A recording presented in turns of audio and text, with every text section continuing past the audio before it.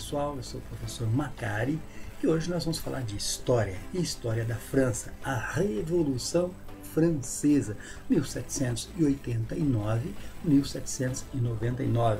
Então, basicamente, no final ali do século XVIII. Marcou a Revolução Francesa, vai marcar a passagem, então, da Idade Moderna para a Idade Contemporânea, ou seja, de 1789 até os dias de hoje. Todos os acontecimentos ali refletem até nossos dias, por isso que entender sobre a Revolução Francesa é muito importante. Alguns antecedentes para entendermos como que a Revolução acaba ocorrendo. Há uma dominação absolutista do antigo regime, reis absolutistas, uma influência muito forte da Igreja Católica e juntos acabavam assim explorando a população de alguma forma, porque a economia ela era mercantilista, não era uma economia capitalista. Essa economia mercantilista visava manter o quê? A balança comercial sempre favorável para a França. Como assim? Ela sempre vender mais e comprar menos produtos importados, exportar mais e vender e importar menos produtos estrangeiros. Também visava no metalismo, que era o acúmulo de metais preciosos, porque é isso que garantiria o poder ali de um rei absolutista, a quantidade de tesouro que ele tinha ali acumulado. Algumas classes com isso acabavam sendo privilegiadas e, no geral, a nobreza e o clero. Nós vamos ver por que já. Em contrapartida, isso acontecia em detrimento da burguesia e da população que era prejudicada porque acarretava a ela o pagamento de altíssimos impostos para manter o luxo da nobreza. E se alguma coisa desse errada financeiramente, que colocasse em risco esses privilégios, simplesmente aumentava seus impostos e quem pagava por isso seria os menos favorecidos, vamos dizer assim. A pirâmide social no período da Revolução Francesa na França era desta forma. Na parte no topo ali você tem ali 3% da população dividida entre 1% do clero e 2% dos nobres, que envolviam ali o rei, a corte, envolviam todos os familiares ali reais, os nobres, aqueles que eram de origem da nobreza. Aí eles tinham todas as terras, eles tinham os melhores cargos, prestígio, privilégios, como por exemplo isenção fiscal, não pagavam impostos, simplesmente assim. Enquanto isso, para que isso pudesse acontecer com esses 3% da população, 97% da população composta ali pela burguesia, né, os comerciantes pequenos, médios e alguns grandes comerciantes, camponeses, sans-culottes. Quem são sans-culottes? São aqueles trabalhadores que não usavam roupas nobres, que eram culotte, né, aquelas calças que vinham até o joelho, depois a meia, toda aquela coisa. Não, eles eram trabalhadores que utilizavam roupas normais de operários, né? E a eles acarretava-se todos os impostos para arcar com todas as situações financeiras que envolviam a França. Isso aí fez com que a sociedade se tornasse totalmente semi-estamental. Semi porque era raríssimo alguém sair de um estado, do terceiro estado, por exemplo, e ir para um segundo ou para um primeiro estado. Para isso acontecer seria raríssimo mesmo, porque as condições, a conjuntura política e econômica do país não dava condições para essa ascensão social. Aqui nós temos algumas representações do antigo regime, sempre o clero, né, e o Estado subjugando ali o terceiro Estado. Algumas representações daquele período mostram isso. Desse lado nós temos ali a representação de um sans-culotte, né, era um operário que também acabou se tornando um revolucionário, e de revolucionários anarquistas, aqueles que não respeitavam as hierarquias, não queriam a presença do Estado no meio de todas as situações do povo. Os impostos, eles mantinham o quê? O extremo luxo da nobreza. Você vai ver ali Luís XVI, né? Um rei razoavelmente bom, interessante, mas de qualquer forma participava do sistema que beneficiava há muitos anos ali os monarcas absolutistas. Ao seu lado ali você tem a sua esposa, né?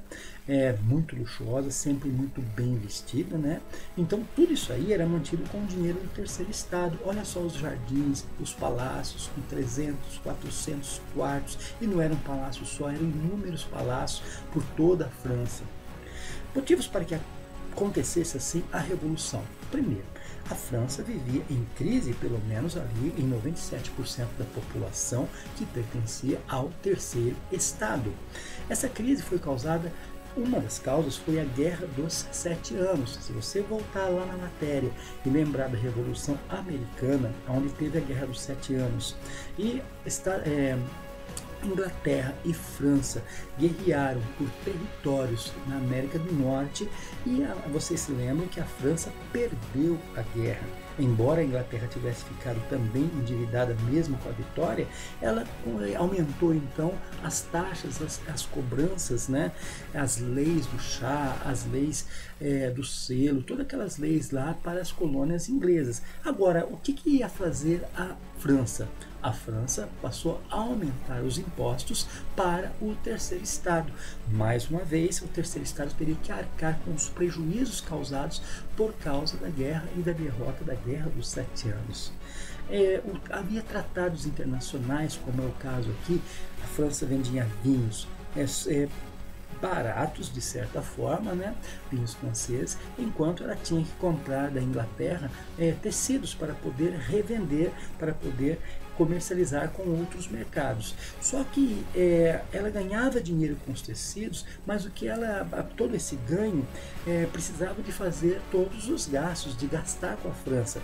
Então, os vinhos que ela precisava fornecer, por exemplo, para a Inglaterra vender, não dava para fornecer, porque, primeiro, tinha a questão do clima, tinha a questão também do alto custo da produção, e acabava que, ao invés de ter lucro, ela acabava tendo prejuízos, e quem arcaria com qualquer tipo de prejuízo seria, com certeza, o terceiro Estado, com aumento de impostos.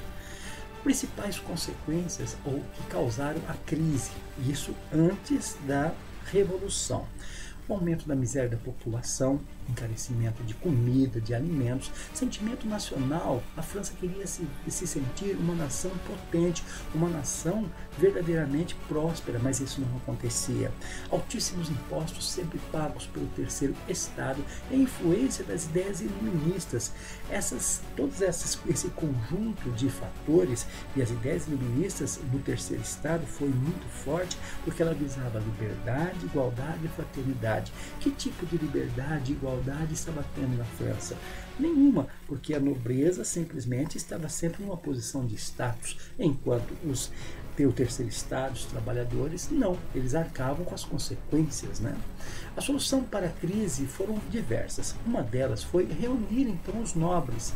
O rei Luís XVI vai pedir para que 2 de seus ministros, Turgot e Calonne, convoquem então os nobres, né? Por isso a Assembleia dos Notáveis, para propor a eles uma ajuda no pagamento de impostos. Afinal, eles ganhavam muito dinheiro, tinham as menores terras, poderiam contribuir sim com os impostos. Mas a aristocracia, os ricos, ficaram muito revoltados com isso, causando inclusive a queda desses 2 ministros. Um novo ministro vai surgir, o Necker, e este vai propor o quê? Vamos fazer uma coisa, vamos fazer uma reunião onde vai envolver também o terceiro Estado. E fizeram então uma sessão inaugural dos Estados Gerais. Primeiro, segundo e terceiro Estado estariam reunidos então ali em Versalhes para discutir os caminhos da França. Só que o terceiro Estado, ele se reuniu em separado numa sala chamada Sala da Pela, e ali fizeram um juramento que não sairiam dali sem uma solução para as condições de melhoria de vida da população francesa. Por isso, o juramento da Pela.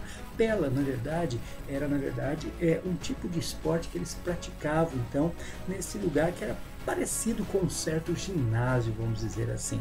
E eles se reuniram ali com essa proposta de sair ali somente com uma solução para a França.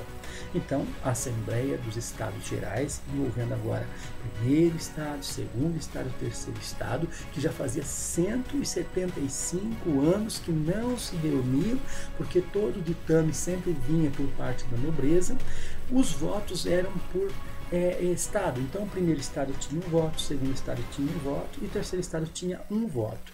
A primeira reivindicação que o terceiro Estado faz, que não vai dar muito certo, é que não seja mais por Estado os votos.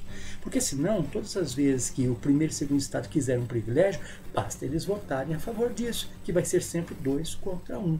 Então, a primeira reivindicação seria que fosse cada estado de acordo com o número de deputados, de representantes do povo que cada estado tinha.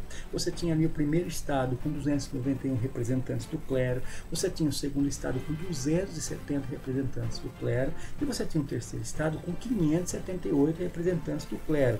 Sendo assim, como todos tinham tendo liberdade ali de votar, teria mais condições de justiça, porque daí não ficaria sempre 2 contra 1. Agora nós temos um grupo, praticamente 1000 pessoas ali decidindo. Não houve acordo.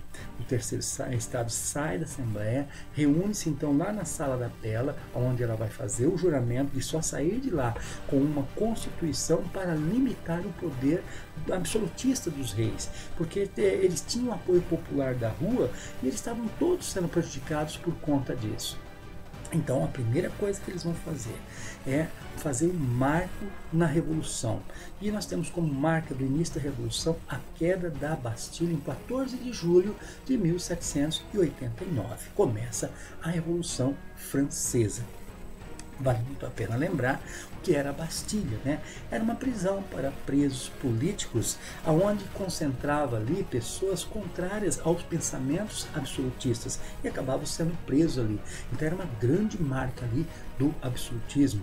Aqueles que não concordassem seriam presos ali. Só que ali também era uma espécie de quartel-general que tinha armas e munições. Então, tomar a Bastilha seria uma ação política que representaria com certeza um duro golpe contra o absolutismo francês. E foi.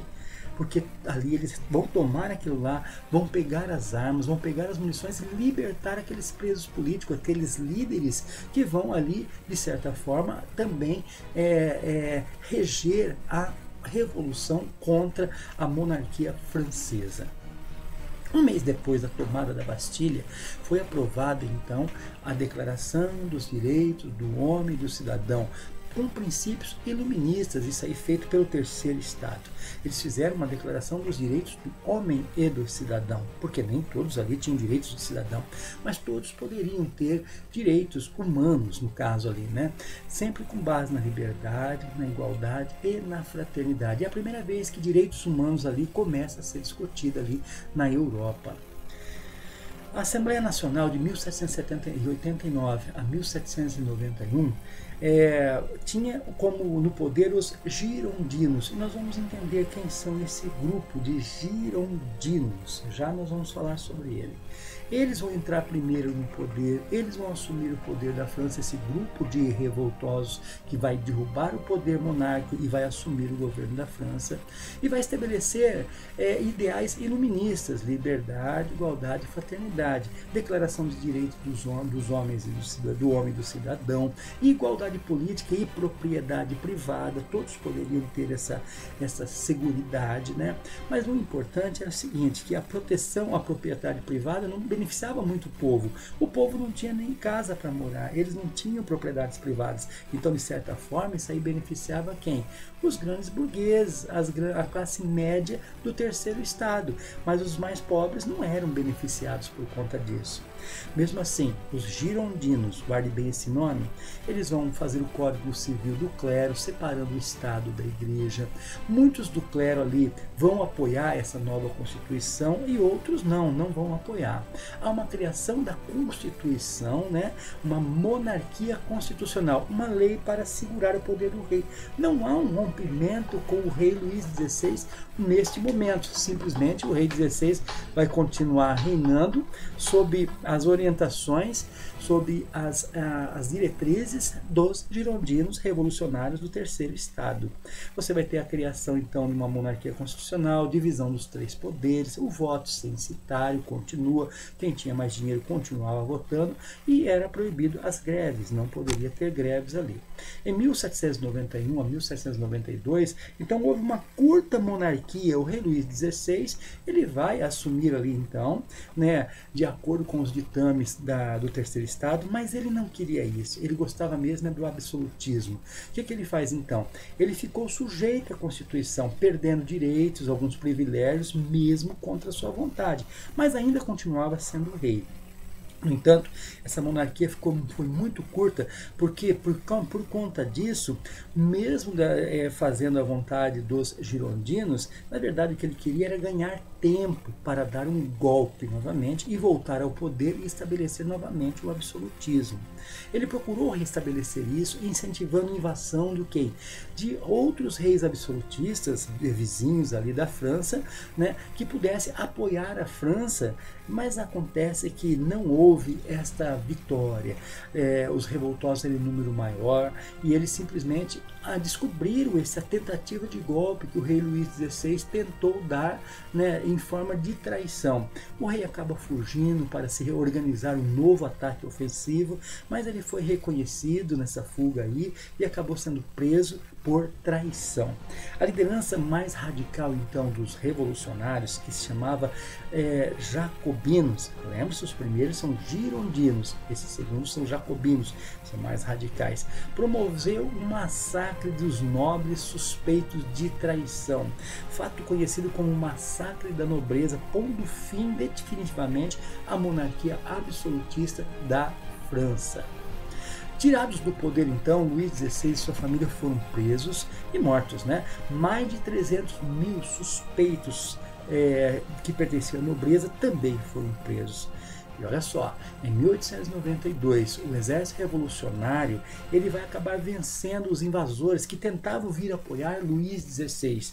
E na Batalha de Valmy, né, com a prisão do rei Luís XVI, o terceiro estado chega ao poder vencendo essa batalha e instala um governo republicano francês, mudando totalmente aquela ideia de monarquia agora para república. Não precisava mais vir de um rei de descendência dos nobres para ser um rei. Simplesmente seria escolhido pessoas do público, pessoas do povo para governar o país. E neste caso, os líderes, tanto girondinos mais moderados como jacobinos mais exaltados, mais radicais, eles tinham lideranças para que pudessem assumir o país.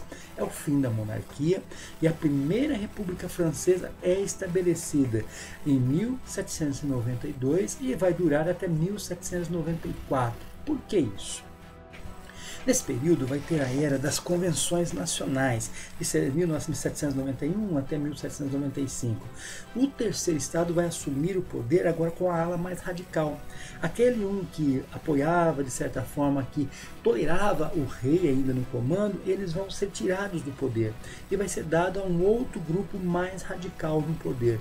No entanto, este grupo ele vai fazer convenções, né? Ele vai fazer eleita com sufrágio do voto universal masculino, todos os homens vão poder votar a partir de 21 anos. E o mais importante de tudo ainda é que havia basicamente 3 partidos de convenção na França.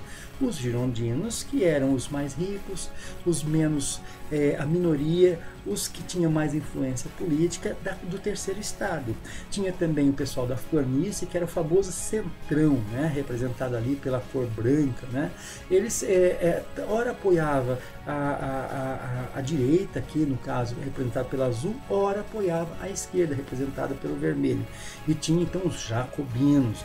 Os jacobinos, representados pelo vermelho, eram os mais radicais. A maioria da população mais pobre pertencia a esse movimento revolucionário. Na divisão do Congresso, então, havia uma disputa de poder, né, ali entre os revolucionários. Tinha o pessoal que se sentava à direita, representado ali pela cor azul, e tinha o pessoal que se sentava à esquerda representado pela cor vermelha. E no centro ali estavam o centrão, aquele pessoal que eles não eram nem de esquerda totalmente, nem de direita, eram centro-direita e centro-esquerda. Daí vem então as cores e a ideia de direita e esquerda que nós conhecemos até hoje. Os girondinos, alta burguesia, eles são mais refinados, mais políticos, em minoria mais rica, são os da direita. E os revolucionários radicais representam a esquerda, né, do Congresso ali francês. Os grupos de centro, então, são aqueles que nós falamos. Eles ora apoiam ideias da direita, ora apoiam ideias da esquerda. Os conflitos eram muito constantes entre jacobinos e girondinos. E aqui estão algumas características dos girondinos, né, e dos jacobinos, menos radicais, ligados à maioria da burguesia, e os jacobinos mais radicais, a maioria camponeses e sans-culottes. Mas lembre-se, todos eles eram revolucionários que pertenciam ao terceiro estado, aos 97% da população que derrubou do poder os 3% que subestimava naquele tempo a França. A Convenção Nacional de 1792 a 1794 faz com que os jacobinos assumam totalmente um poder. É um golpe que está sendo dado. É tirado o poder dos girondinos, os jacobinos entram no poder e começa o início que é chamado de fase do terror da França. O comitê é formado um Comitê da Salvação Nacional, um tribunal revolucionário, ou seja, quem não concorda com a revolução ao estilo jacobino, deveria então ser eliminado, preso, feito alguma coisa nesse sentido. Temos ali o Marat, o Danton, o Saint-Just e o Robespierre, o grande líder ali da esquerda que se tinha na França naquele momento, né? É importante saber que os jacobinos sans-culottes se unem contra a burguesia girondina para tomar o poder. Então ali são terceiro estado agora contra o terceiro estado, os mais radicais contra os menos radicais. Luís XVI e a sua esposa são guilhotinados. Os países absolutistas se unem junto ao clero e à nobreza para tentar impedir, né, que a revolução se expanda também nos seus países, né, e influencie toda a Europa, mas não tiveram sucesso. Com a execução de Luís XVI e a Maria Antonieta, sua esposa, em 1793, simplesmente fica declarado ali o fim da monarquia francesa. E agora a época revolucionária. Cerca de 30 mil pessoas foram guilhotinadas neste período da França, chamada de terror. Há uma nova constituição mais radical, com influência russoniana, né, da esquerda, Comitê da Salvação, lutar contra possível levante da população contra esse grupo de jacobino radical, tribunal revolucionário para julgar opositores aos jacobinos, né, congelamento de preços, de salários, lei do máximo, mudança do calendário cristão. Eles não queriam mais saber de cristianismo ou religião dentro lá da França. Queria uma reforma agrária, ensino tinha que ser todo público, abolição dos escravos das colônias francesas. Eram propostas bastante liberais, mas nada conservadora de esquerda. E isso aí acabou por um bom tempo sendo desenvolvido dentro da França. A radicalização do período de terror jacobino foi tão grande que até o Marat, né, um jornal... tinha um jornal chamado Amigo do Povo. Ele era jacobino e ele acabou sendo assassinado por sua esposa, que era girondina. Então começa uma perseguição aos girondinos, porque por conta disto, né, de ter se entendido que a esposa girondina matou o jacobino, simplesmente agora o terceiro estado persegue o terceiro estado. Simplesmente eles estão disputando o poder mais uma vez ali. E por fim, nós temos ali o famoso golpe do Termitor. Termitor é o nome de um mês, né, do ano ali, novo calendário revolucionário, 1794 a 1795. A alta burguesia com os girondinos tomam o poder e guilhotinam os jacobinos. Eles conseguem dominar. Lembrando que quem está no exército nesse momento girondino é o Napoleão Bonaparte. O Napoleão Bonaparte, ele era girondino e estava nos exércitos aqui que vão dominar essa ala radical dos revolucionários jacobinos. Robespierre, aquele líder jacobino radical lá, ele é preso e mandado também para a guilhotina. Mandou tanta gente e agora ele acaba na guilhotina também. E volta então os girondinos ao poder, a ala mais moderada, a ala menos radical, uma minoria mais influente, mais rica, mais influenciada. E eles vão fazer então convenções territorianas, né? Resgatam a antiga Constituição lá de 1791. O período do terror branco agora começa a ser promovido pelos girondinos, porque agora eles começam a fazer o contrário, eles começam a perseguir quem era a favor dos jacobinos. E eles elegem então, para ficar uma França bem administrada, 5 diretores, né, burgueses, né, do poder executivo, que dominaria a França ali. Não teria apenas um, mas 5 pessoas dominando, governando a França. O objetivo era estabelecer um governo republicano descentralizado. É como se a França agora fosse dividido por esses 5 cuidasse cada um de uma parte da França. É claro que não deu certo. O diretório se corrompeu, o diretório se envolveu ali, começaram a pensar apenas nele, esquecer das necessidades da França. E em 1795 a 1799, aproveitando-se do apoio estrangeiro, né, e da cisão dos jacobinos, da classe burguesa ali, que estava retomando o controle ali, institui esse governo de 5 diretores, que apesar de tentativas de estabelecer uma sociedade mais justa, com conspiração dos iguais, tudo isso aí, simplesmente eles começam a se corromper e é preciso tirar do poder. É nesse momento que os próprios girondinos agora começam a apoiar o general Napoleão Bonaparte.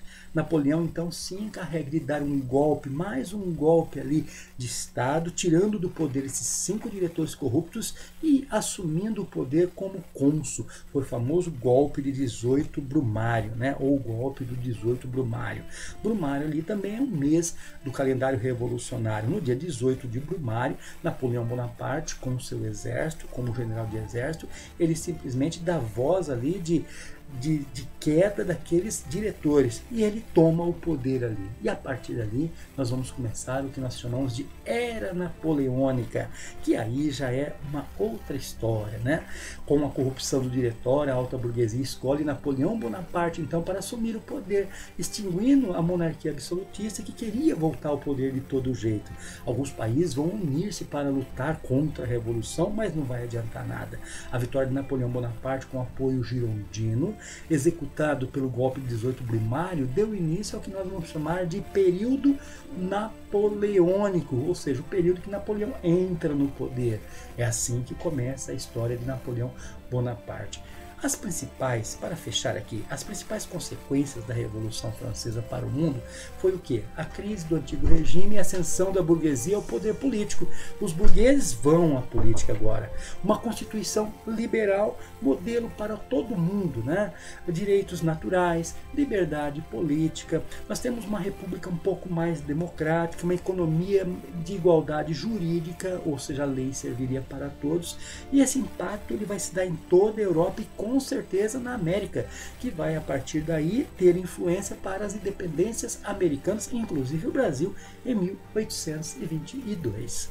É isso. Nós temos aqui um pouco da explicação detalhada, você pode voltar, rever novamente a explicação, você pode aprofundar mais esse assunto que é muito interessante e no próximo vídeo nós vamos falar um pouquinho da Era Napoleônica, uma era muito importante ali que vai trazer diretrizes para o mundo e nós vamos entender isso embasado que na Revolução Francesa, sendo Napoleão oriundo desta revolução. A participação dele ali no final é muito importante, sendo ele o homem escolhido para ficar no poder após o fim da Revolução Francesa. É isso aí, pessoal. Valeu, a nossa aula de hoje fica por aqui e a gente vai aí conversando sobre esse assunto. Beijão no coração, até mais, tchau!